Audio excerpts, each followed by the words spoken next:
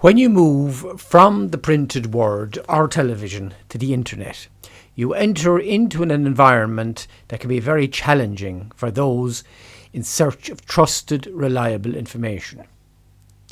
Campaigns of deliberate misinformation sponsored by governments and individuals are getting more sophisticated by the day, with the latest edition of deepfakes intended to confuse things still further.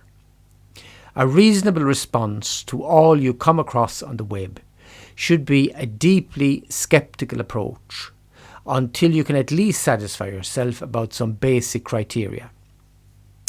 If you are researching any assignment and using web-based sources, follow this advice. Authority. Is the author an expert in the field or otherwise qualified through experience to write about the subject? Be wary of a source if no author is listed. Accuracy. Does the support the author offers for his or her ideas convince you that the major ideas expressed are valid and accurate?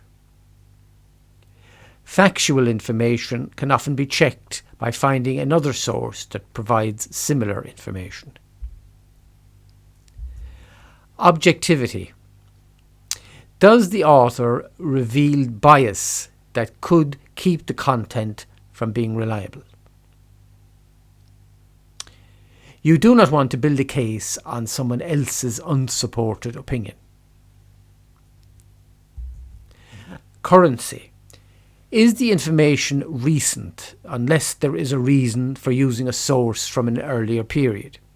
You do not want to build a case on information that has been superseded by more recent sources. Coverage. Does the author provide enough information about the subject in enough detail to be useful for your purposes? If not, you might find other sources to be more useful. Apart from using these advice headings, revisit all the critical tools you now have in your toolbox and apply them when the need arises. The pitfalls of interacting with the internet are far too varied to cover here, but we will look at a very common misleading practice used both on the net and in everyday life. Cherry picking is not only used by members of the general public, but is also used by some in the scientific community who are or should be aware of how dishonest it is. As always, we will start with a definition. Cherry picking. Deliberately selecting a few striking or strong effects from within a larger piece of research while suppressing the rest, thus misleading the investigation. Some cherry pickers can be very difficult to rebut because they often cite factual statistics. Factual statistics can sound very convincing, except when those statistics may be taken out of context or miss pertinent information. Let us look at the climate change debate again and see how this deception works.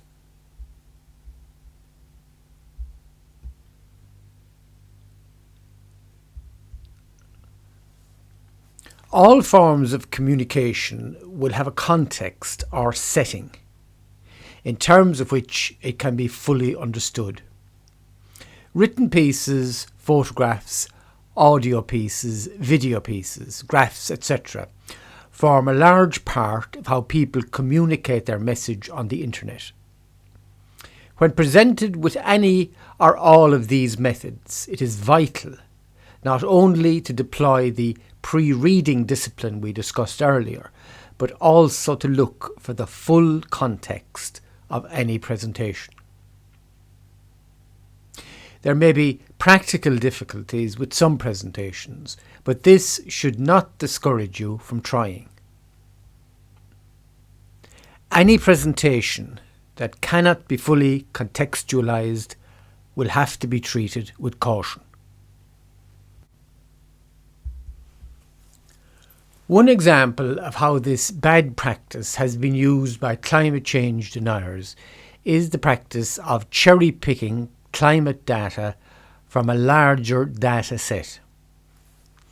A common climate denier tactic is focusing on a specific year in a data set, usually one that happens to be an outlier. A great example of this is the year 1998. 1998 was one of the hottest years on record, thanks to an unusually strong El Niño effect. El Niño is a climate pattern that describes the unusual warming of waters in parts of the Pacific Ocean. This means that you are starting at a record high point. And when you look at the years that follow, years that vary naturally in temperature, with some falling well below the 1998 peak, the upward trend in temperature is not as visually obvious. It is only when we look at the full context or setting in which a particular set of data sits that in this particular case the true upward temperature trend can be fully appreciated. Here we have a very powerful example of the need for context or complete data before you arrive at a conclusion. If you make it a habit of mind to take a step back and look for a wider context when presented with what seems to be a convincing argument, you should not fall into the cherry-picking trap. Another example of the dangers of selective presentation involves a piece of video uploaded to Twitter. The video presented an incident that took place near the Lincoln Memorial in Washington, D.C., USA, on Friday, January the 18th, 2019. A group of male high school students from Covington Catholic High School in Kentucky, wearing red Make America Great Again hats, got involved in a standoff with a group of Native Americans. The students had attended the March for Life rally, a pro-life demonstration held each year, while the Native American group were in town for the Indigenous Peoples March. In particular, one student, Nick Sandman, was captured in an intense face-to-face stare-off with Nathan Phillips, a Native American elder, who was beating a drum and singing.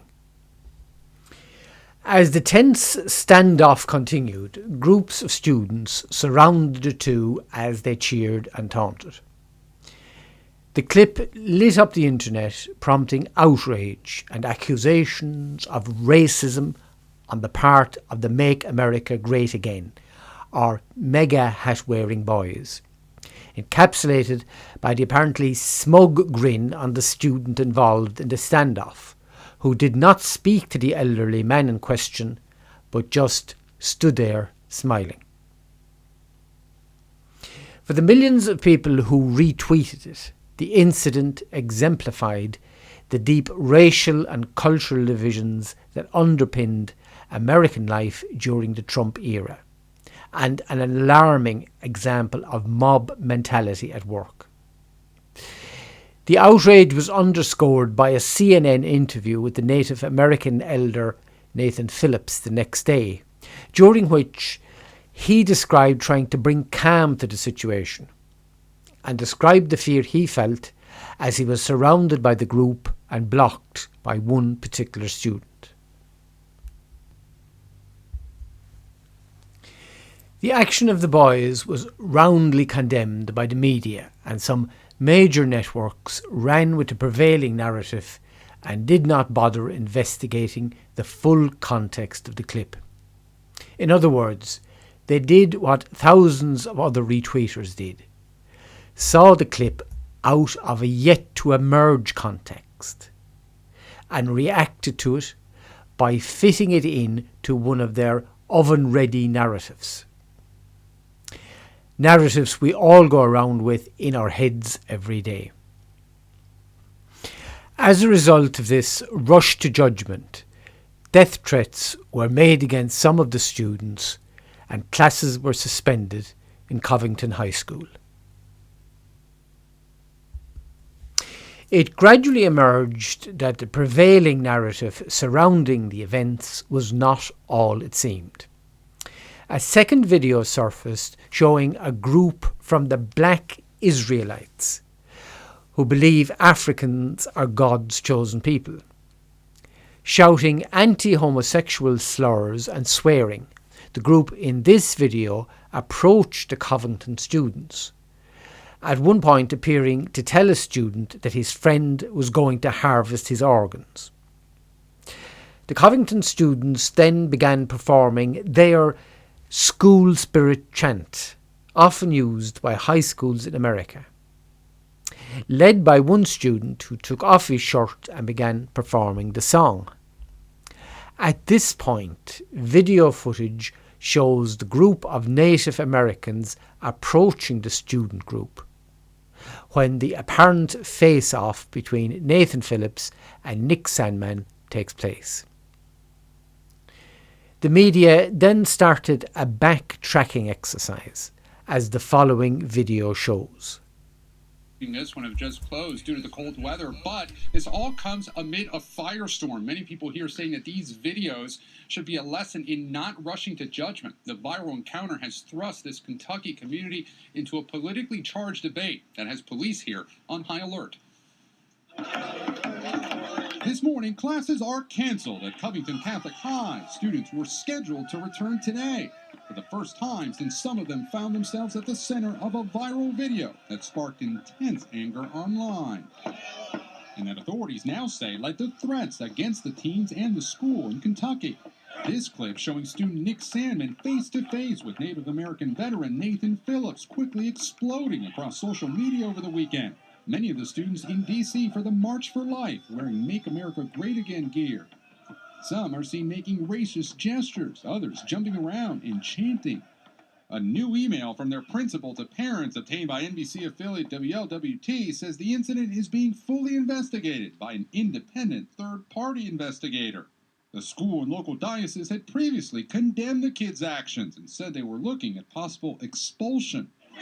But defenders of the students say there was a rush to judgment, a fuller picture later coming into view when more videos emerged.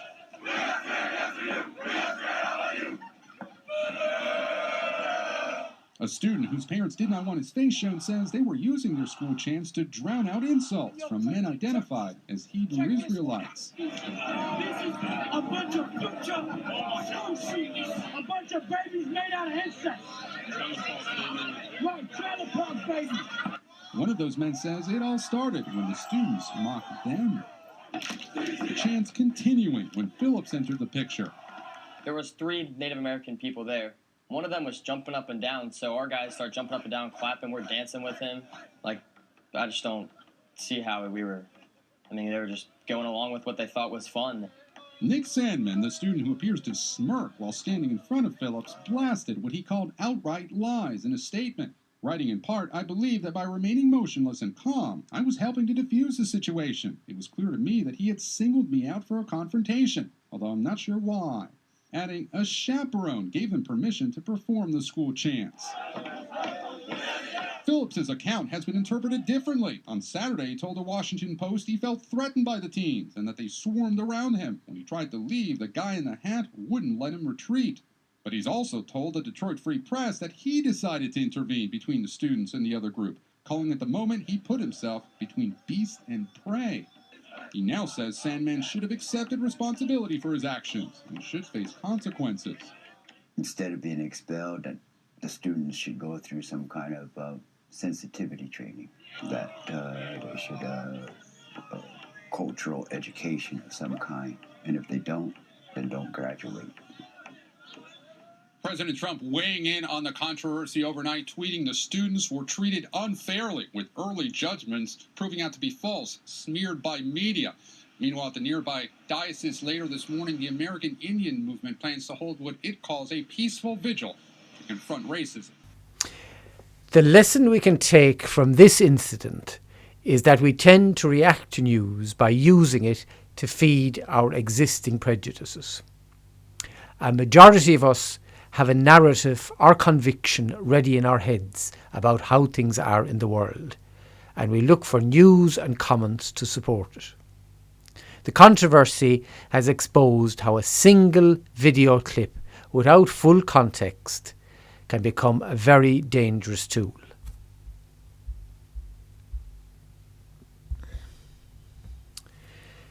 There exists on the internet any number of videos that show people doing things they never did, and in some cases saying things they never said. Real people, real faces, entirely unreal events. We have now entered the age of deep fake. By combining images and syncing voices, it is now possible to show anybody saying anything at any time.